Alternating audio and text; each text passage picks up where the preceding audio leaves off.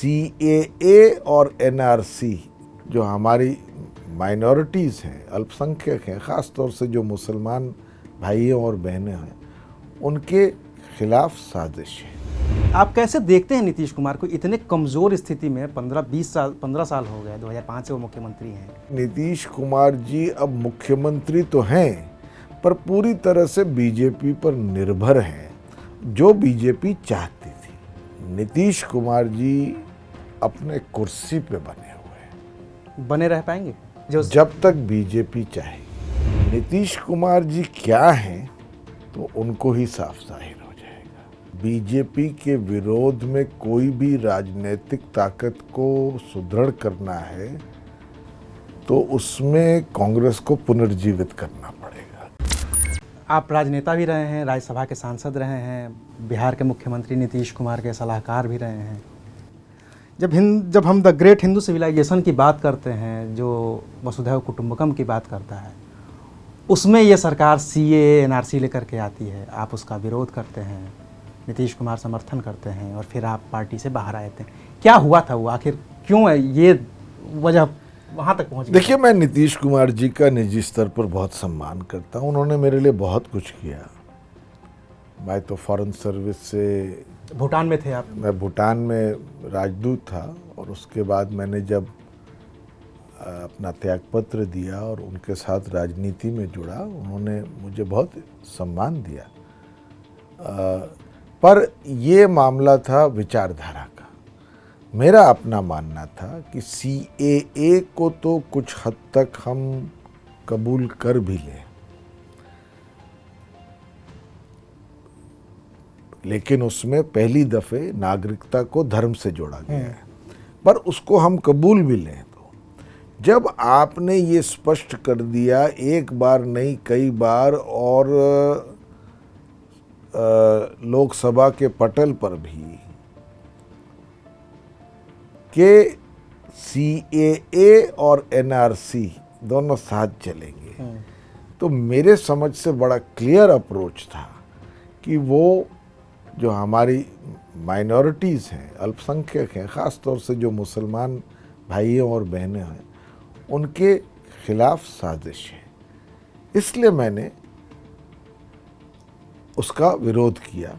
और नीतीश कुमार जी क्योंकि अब बीजेपी के खेमे में जा चुके थे, उन्होंने उसको स्पष्टता से नकारा नहीं।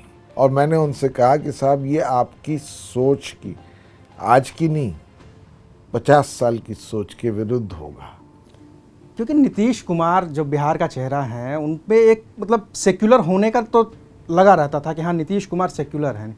नीतीश कुमार ऐसा विरोध करते हैं तो क्या उसका भी खामियाजा उन्हें इस चुनाव में उठाना पड़ा है, जो 2020 में चुनाव हुआ और जो आपने देखा कि तीसरे नंबर की पार्टी होने के बाद वो मुख्यमंत्री बनते हैं? बीजेपी की, अब मैं क्योंकि राजनीति पर आप बड़े स्पष्ट प्रश्न पूछ रहे हैं तो मुझसे स्पष्ट उत्तर भी बिल्कुल मिलेगा। मैं यही चाहता हूँ, क्योंकि आप पढ़ाते हैं, आप एक टीचर हैं, तो मैं वही चाहता हूँ कि एक राजनीति को समझने वाले विद्यार्थियों के लिए ये चीज़ें बेहतर हो जाएं। मैं ये समझता हूँ कि बीजेपी चाहती थी कि नीतीश कुमार के साथ गठबंधन तो हो, पर नीतीश कुमार एक डिपेंडेंट स्थिति पर उनके साथ बिहार में रहें और बिहार से बाहर ना जाए। सीधी बात। क्योंकि आपने जब JDU ज्वाइन किया था तो उस समय तो नीतीश कुमार एक बड़ी चुनौती हुआ करते थे। बीजेपी जूनियर पार्टनर थी बिहार में और JDU बड़ी पार्टनर थी। वो बदल गया और इस चुनाव में तो खास तौर से चिराग पासवान के इस्तेमाल से, जो अपने को नरेंद्र मोदी जी का हनुमान बताते थे, JDU के वोट काटे गए, एक संस्थागत तरीके से काटे गए। बिल्कुल वो दिखा। और उसका परिणाम ये हुआ कि नीतीश कुमार जी अब मुख्यमंत्री तो हैं, पर पूरी तरह से बीजेपी पर निर्भर हैं, जो बीजेपी चाहती थी। ये असल में हुआ है। तो आप चूंकि नीतीश कुमार के साथ इतने लंबे समय तक आप कैसे देखते हैं नीतीश कुमार को इतने कमज़ोर स्थिति में? 15 साल हो गए, 2005 से वो मुख्यमंत्री हैं। इतनी कमज़ोर स्थिति में वो कैसे बनाए रखे हैं खुद को? और क्या मतलब नीतीश कुमार का जो तरीका था काम करने का, वो बड़ी पार्टी थे, जो चाहते थे वो करते थे। उन्होंने बहुत सारे सामाजिक समीकरण भी वहाँ पे बदले, और अब उस स्थिति में रह ही नहीं गए हैं कि वो कुछ कर सकें। बीजेपी बार बार पीछे से आवाज़ आती है कि मुख्यमंत्री हमारा हो। मैंने सार्वजनिक रूप से जेडीयू से निष्कासित होने के बाद कभी भी नीतीश कुमार जी पर टिप्पणी नहीं की है, उनकी नीतियों पर। नीतीश कुमार जी क्या हैं, वो एक दिन जब अपने आप से संवाद करेंगे तो उनको ही साफ जाहिर हो जाएगा, और किस तरह के उन्होंने समझौते किए हैं ये भी उनके सामने प्रखर रूप से आ जाएगा। क्योंकि एक चीज़ तो अभी फ़िलहाल आप भी देख रहे होंगे और हम भी देख रहे हैं, नीतीश कुमार जी ने जो अपना बनाया था समीकरण, जो अपनी गोटियां जिसको कहते हैं फिट करने की राजनीति में, ललन सिंह और आरसीपी सिंह, आपने आरसीपी से कमान हटा करके फिर ललन सिंह को दे दी है। आरसीपी सिंह दिल्ली में बैठ गए हैं।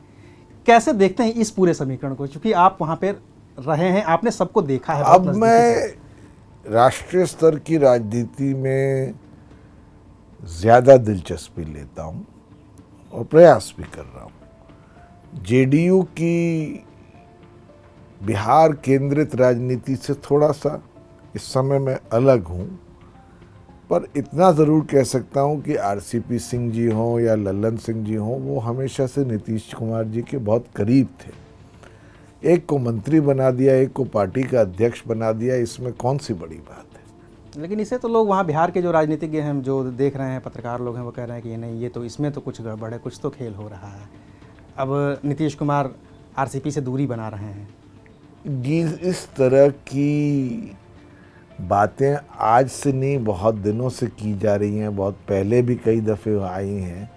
मैं नहीं समझता ऐसा कुछ भी है। नीतीश कुमार जी अपने कुर्सी पे बने हुए हैं, मुख्यमंत्री की कुर्सी बने रह पाएंगे जो जब तक बीजेपी चाहेगी। जब तक बीजेपी चाहेगी तब तक वो। और राष्ट्रीय राजनीति की बात आपने की कि आपने बिहार छोड़ दिया। क्या चल रहा है राष्ट्रीय राजनीति में? क्या कोई चुनौती देने वाला है बीजेपी को? मतलब आप लोकसभा भी देख रहे होंगे, राज्यसभा भी देख रहे होंगे, बिना किसी बात के 10 बिल पास हो भी जाते हैं, विपक्ष हंगामा करते रहता है। इस संसद की बात कर रहा हूँ मैं। इस वक्त विपक्ष कमज़ोर है, उसमें एकता की अपेक्षा है, अभी एकता है नहीं।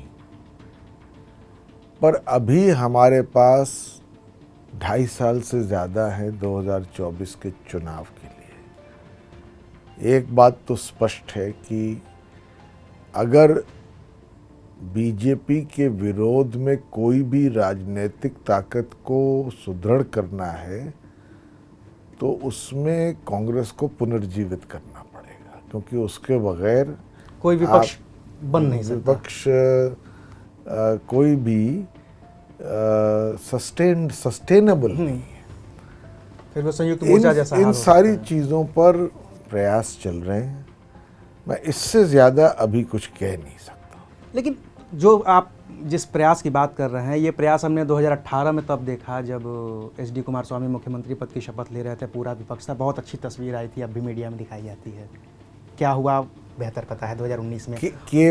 केवल विपक्षी पार्टी का एक मंच पर आना एक सार्थक विपक्ष नहीं मानना चाहिए। मैं उसी को समझने की कोशिश कर रहा हूँ। राहुल गांधी कॉन्स्टिट्यूशन क्लब में 17 पार्टियों को बुलाते हैं, 15 पार्टियाँ पहुँचती हैं, बहुत अच्छी बात करते हैं, सबसे कहते हैं कि हमें हराने के लिए एकजुट होना पड़ेगा। ममता बनर्जी नेताओं के घर घर जा मतलब लोगों से मिल रही हैं, जा रही हैं, कह रही हैं। अभी राहुल गांधी जम्मू कश्मीर में है तो कपिल सिब्बल बुला लेते हैं बैठक।